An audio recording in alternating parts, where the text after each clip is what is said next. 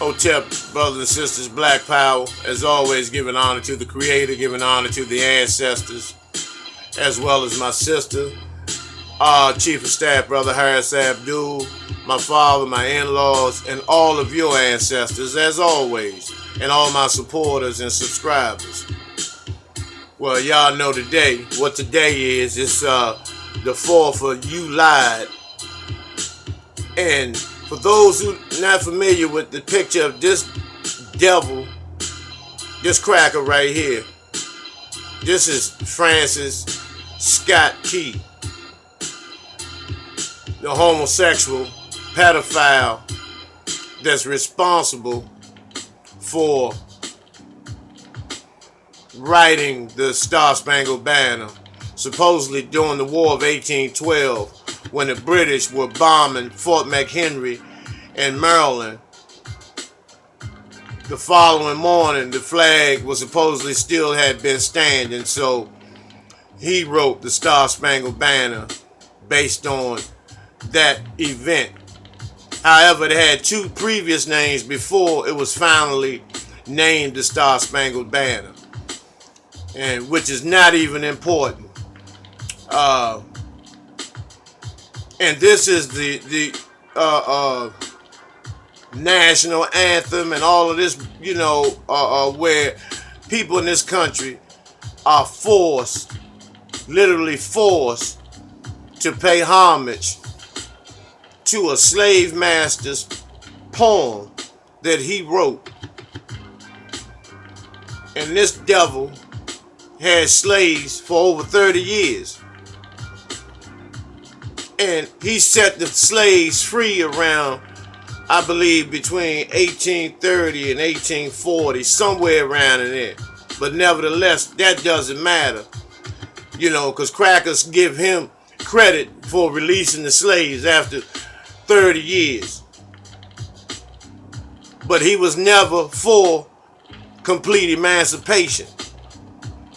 So he gets, fuck him. Straight up like that, fuck him. He was a slave master. He raped a lot of our ancestors, women and men. Because see, that's how the average cracker back then, slave master or not, had that type of mentality and was literally born with that through their DNA to have a taste for men and women and children and babies. So this is why our ancestors called them devils, because only someone of a demonic spirit and energy and behavior would do such a thing as to lay down naked with a child or lay down with another man and rape and sodomize anybody of color. So this devil's responsible for the national anthem, which our athletes and everybody is forced, literally, to pay homage to this bullshit. And so if you don't pay homage to it, you're considered a rebel or revolutionary or whatever. So, but if you pay homage to it, meaning, because you got more black people that celebrate.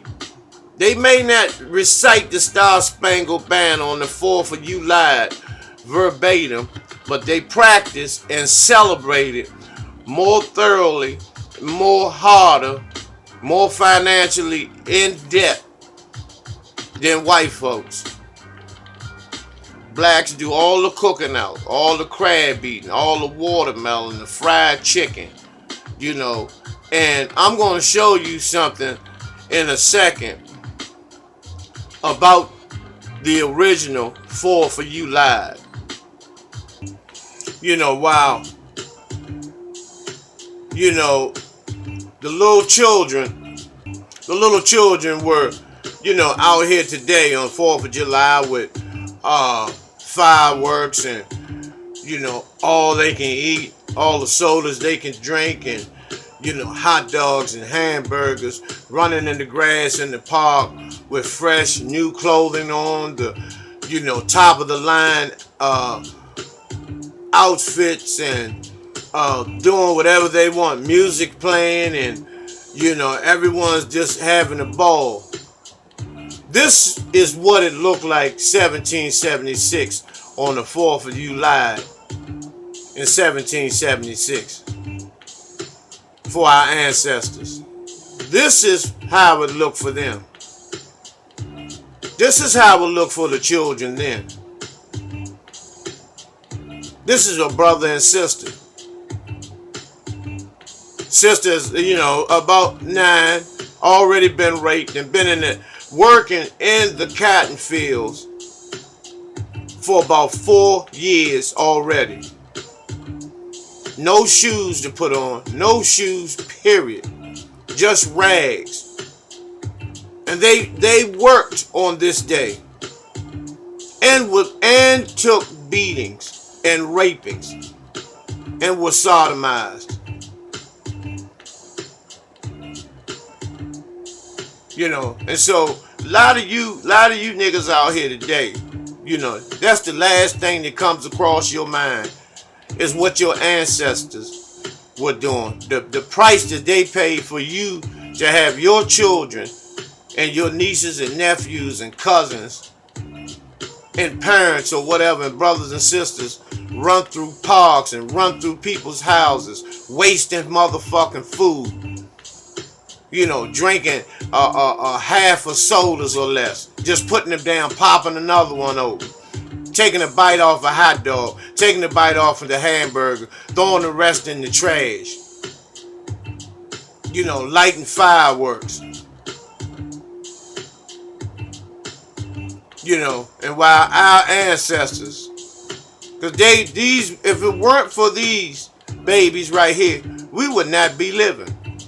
If they didn't endure the pain and suffering in which they went through, we would not be here today. Because it was just as simple as that if our ancestors all of them had just gave up, it wouldn't have been no generations to follow, and we would not ever have came into existence. And so that's the reason why I stand up and fight to the gill for my ancestors. I always mention giving honor, and I physically give honor to them each and every day, because I cannot forget about the shit and torment and pain and suffering and near-death experiences on a daily basis that they had to endure just for me to be here, to give me a chance to come on the scene, my generation, and emancipate all of us. How can I forget this? The brothers and sisters that suffered so I could be here today. I could personally be here today. This is no myth. This is no possibility. This is a fact. We are our ancestors. Come again. We are our ancestors. Come again. And when we leave, and when we become ancestors, and when we leave, there'll be generations to come after us. And in hopes that we can have the key for them to unlock the chains that's been placed on not just our legs and hands, but our minds. Because right now, our brothers and sisters, the majority of them are on mental lockdown, are on mental confinement, mental religious confinement, lockdown economic confinement, Lockdown physical, educational, judicial, entertainment, athletic, in every area of our being and existence. We are on some high form of lockdown, the masses of our people. And we never want to deal with that. And we have become comfortable with being shackled, with our minds being shackled, to have the robotized mentality, to act like robots and just be mechanically do things such as work, such as pay bills, such as not help one another. Because we are experts when it comes to that. We are experts when it comes to turning the other cheek. But see, our ancestors, they stuck together for the most part. You always had a house nigga. You always had a house nigga. You always had overseers. Just like you have today, Steve Harvey, Ray Lewis, Denzel Washington, Samuel Jackson. I know y'all don't want to hear about your boy Denzel. He's part of this shit too. Jay-Z, Kanye West. You know, they're all a part of this.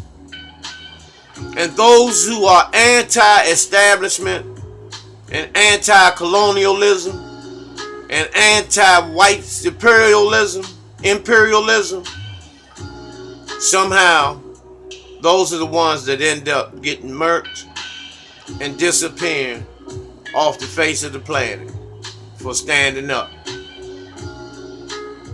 So, I personally give homage to our ancestors. Because this was just like all other days, a hell of a day on the plantation. This day was no different. I hope you all remember this brother here. You haven't forgot this brother here. So in case of those who don't know who this brother is, which I could never understand why you would never ever forget him. This is Medgar Evers. And July 2nd, Monday, was his birthday, was his born day. You know, as we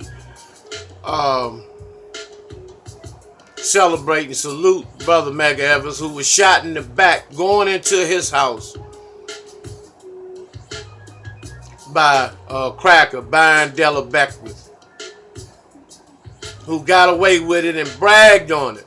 Shot him in the back with a hunting rifle, a deer hunting rifle, 30-06 slug. You know, after he got out of his car, going into the house, he was shot, and he crawled his way and pooled his own pool of blood, crawled to get into the front door in front of his wife and children. You know, and this cracker had got away with it initially when it first went down. However, a couple of decades later,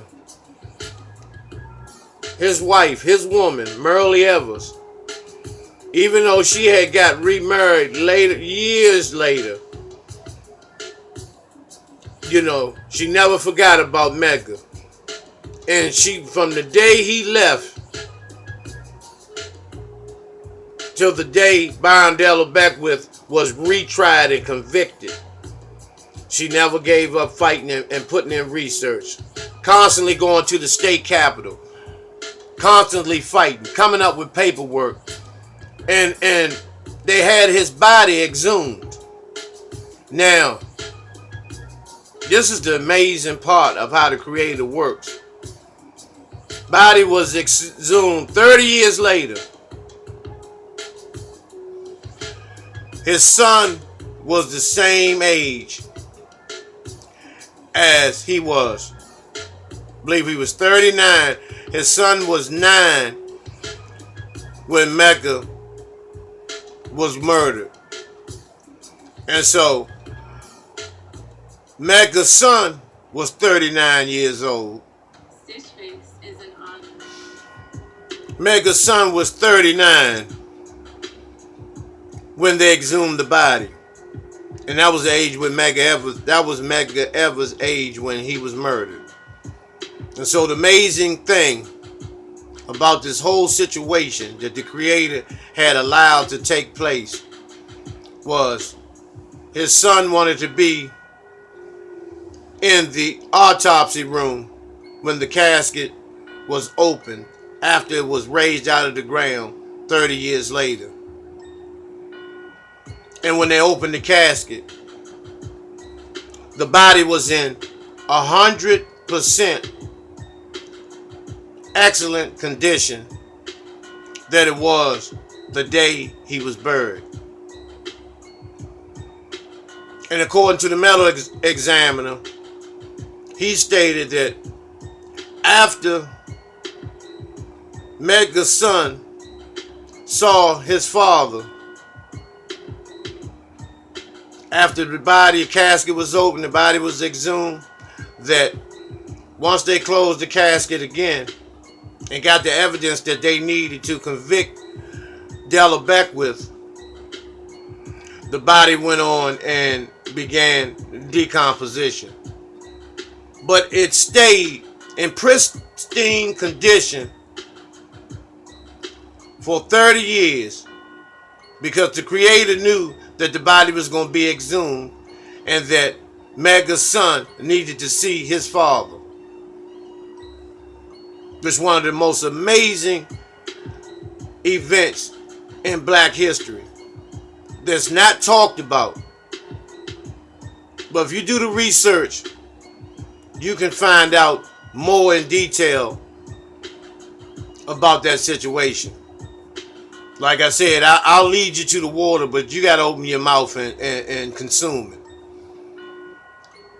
Nevertheless, Della Beckwith was sentenced 30 years later. He was given a life in prison, in which that devil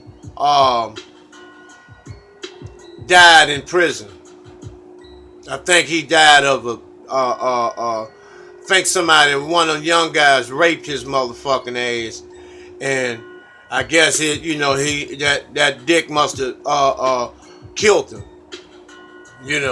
But he died in prison a few years shortly after he was convicted and sent on his way, because he bragged about how he murdered Medgar Evers. Medgar Evers was the field marshal for the NAACP when the NAACP was like the Black Panthers back in the 60s, because a lot of members, NAACP members became Black Panthers. One of the most famous ones is Kwame Ture, Stokely Carmichael, who also was the Southern Christian Leadership Conference field executive as well. He worked beside Dr. King. And so I'll do something on Kwame Ture, Stokely Carmichael later on, along with Rap Brown and others, because I'm pretty informative of that. So we're going to grow as we go, but we got to pay homage and we got to pay attention with our spirits to those who have been forgotten, who put in so much work that there's no way we should forget them. They were warriors. And the NAACP now is some pure shit. All they do now is take checks.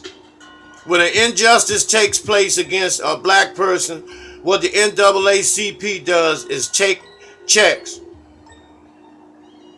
What the National Action Network does is take checks. What Black Lives Matter does is take checks. What the Nation of Islam does is take checks. So we have to be clear on this shit.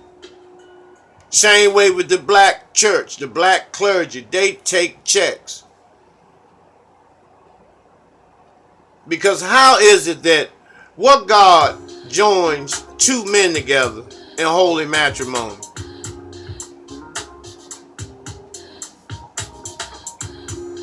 You know, so, you know, everybody is being bought off.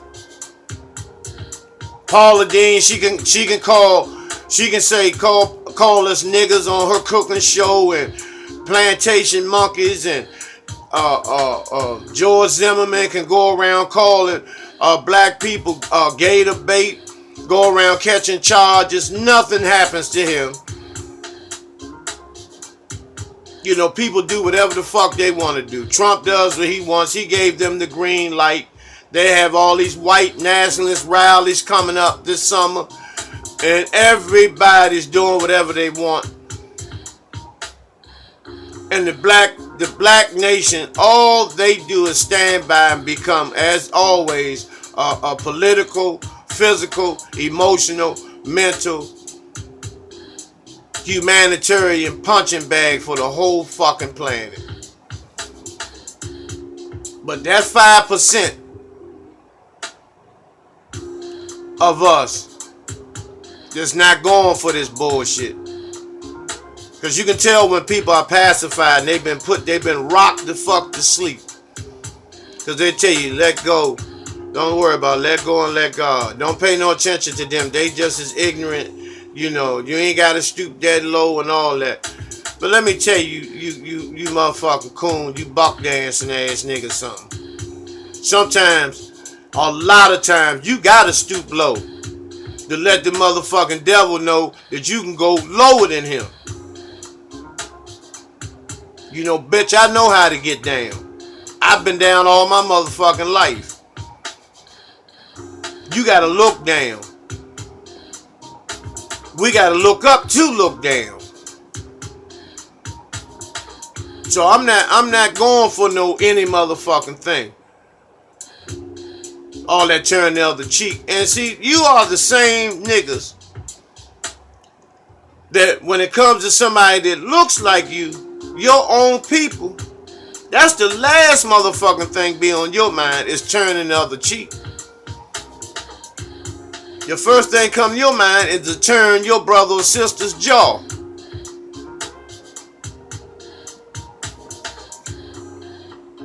And don't forget, brothers and sisters, this may be a holiday, a holiday, but at the same time, this will never cease. And a lot of y'all gonna have these firecrackers and all this shit. And a lot of you are giving these goddamn crackers an excuse to blow your ass away. Because there will be some murders this week. There will be some murders this week on account of you niggas call yourself celebrating some 4th of July, which you don't know anything about. How in the fuck a slave can say that they celebrate Independence Day? And I used in the penitentiary, I used to have to check motherfuckers for that. Here you are a prisoner and you celebrating Independence Day. How can you celebrate being independent and free when you are in chains and shackled down, but you're celebrating Independence Day? Are you motherfucking crazy, man?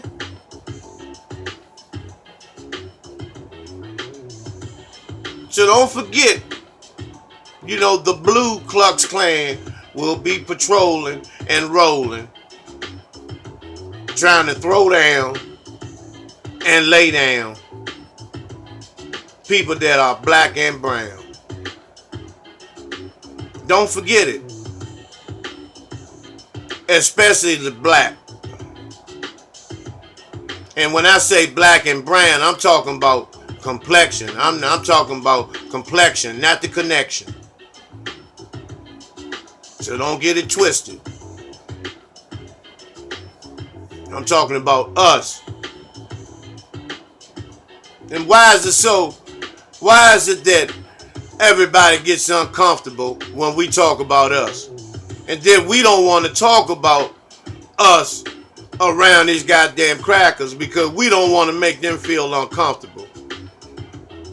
It's no motherfucking way that I'm going to compromise my spirit and my energy to make no motherfucking devil that's responsible for the oppression of my current existence, and their ancestors were responsible for my ancestors' condition of being oppressed. And you think I'm gonna say something to make you feel motherfucking comfortable?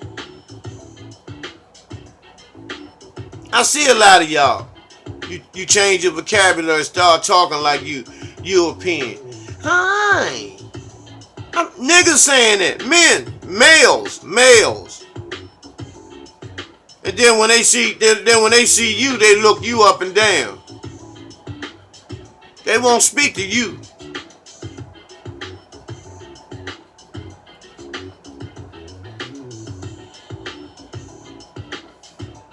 You know, and once again, we're celebrating the 4th of July. And I'm not going to continue to keep breaking things down because I find myself having to do videos over and over, some of them on the same issues and topics, when in fact a lot of you have to do is go back in the archives and look at the past videos, and you'll see that some of the things that I'm talking about today, I've been discussing in videos that I've done 2 years ago. See, I try to bring you and enlighten you and educate you as much as I possibly can, because we all need to be on the same page, if you know what I mean. Another thing I want to discuss is about our elderly. The elderly brothers and our elderly ancestors that have been here 60, 70, 80, 90, and some even 100 years. That we need to have an overwhelming, gracious amount of respect and love and honor and appreciation for our elders.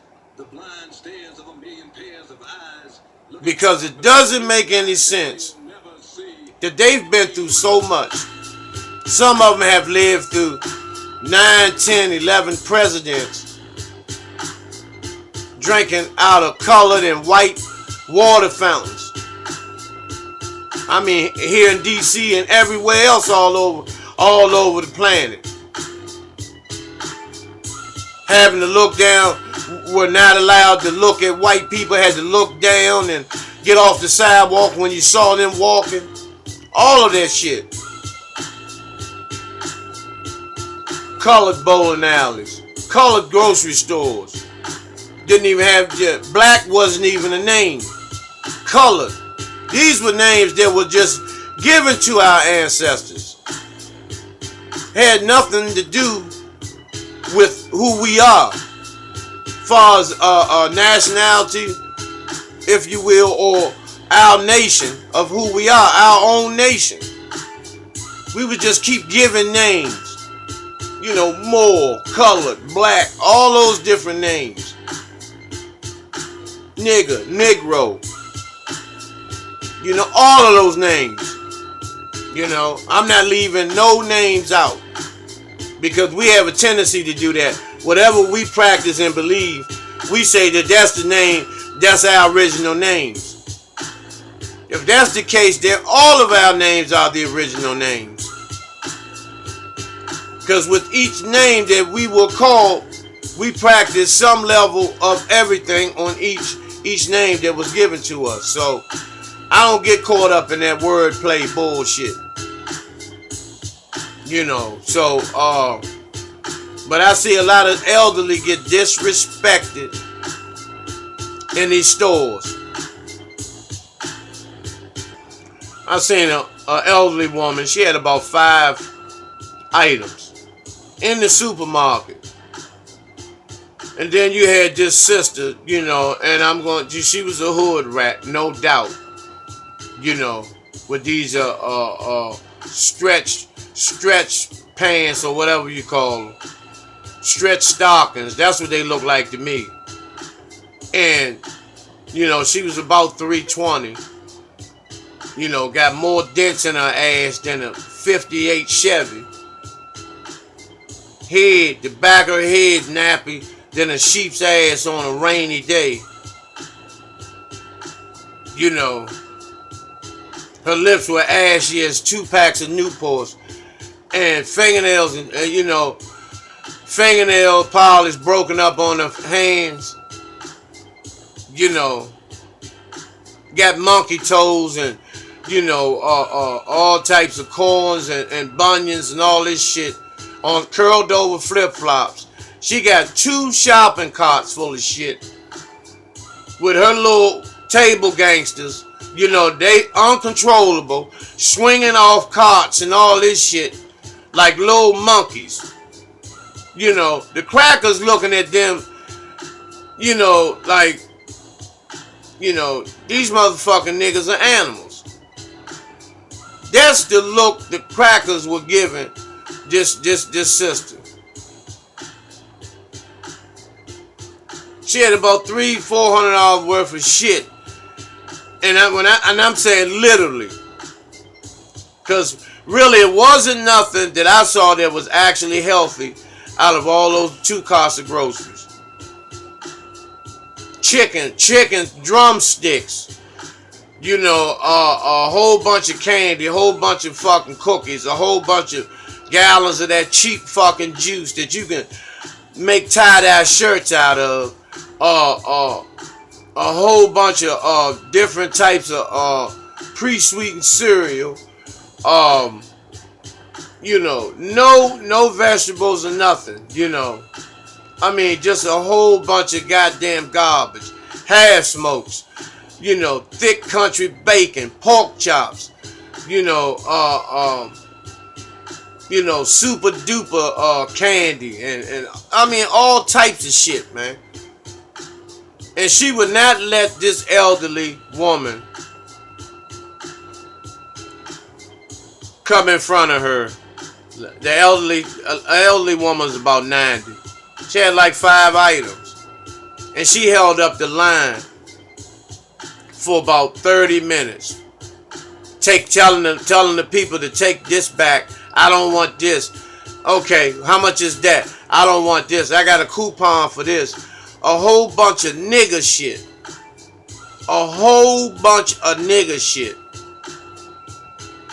And at the same time, she's rolling her eyes, and looking, gritting on everybody else.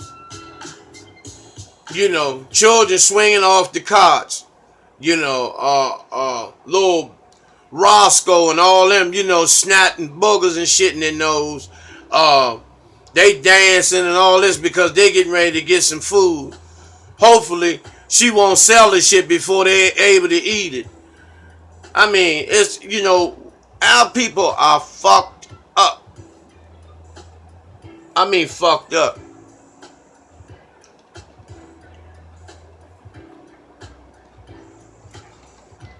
And our elders,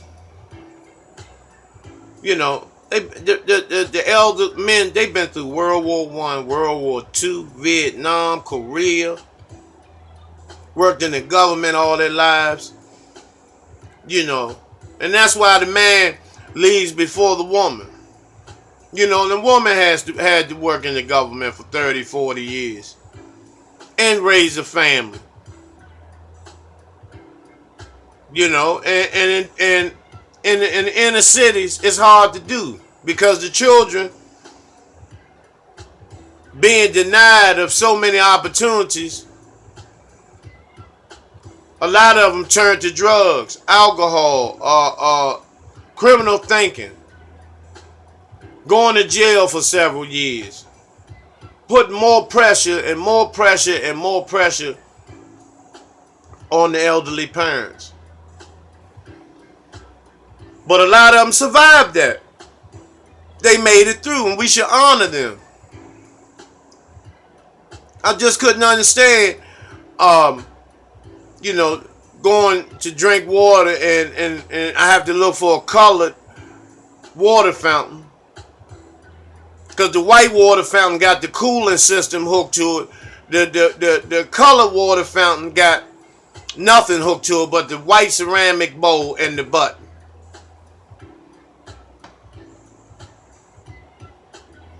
You know, can you imagine living like that?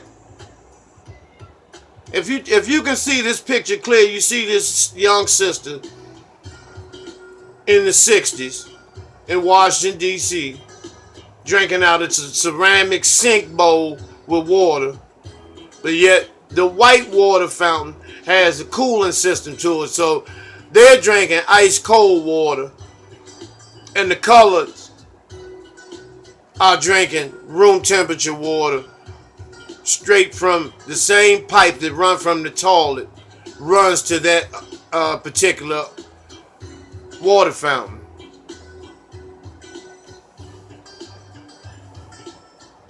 And then we got nerve to disrespect them after all the shit they went through.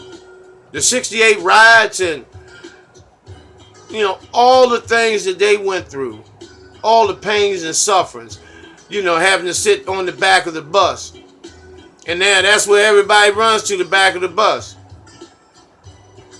You know, mainly because, you know, you're up to something foul or getting ready to do something 9 times out of 10. And you want to be in the back where it's hard for you to be seen. I mean, it's I don't understand what is it going to take. And this is what I want you all to ask yourselves today. While you know, got your grill hooked up, while you cooking out, you know, and jumping up and down. Because you're not thinking about nobody but yourself. You know, some of you say you don't celebrate holidays, but you get down like Freddie Brown every motherfucking holiday. You know, you buck dance in behind closed doors. But nevertheless, ask yourself today, what is it going to take for us to become liberated as a people? Ask yourself that today. Get back with me. You know how to hit my comment box. As always, I give you the greeting as I always give you from the Street Law Soldiers. Hotep, Black Power.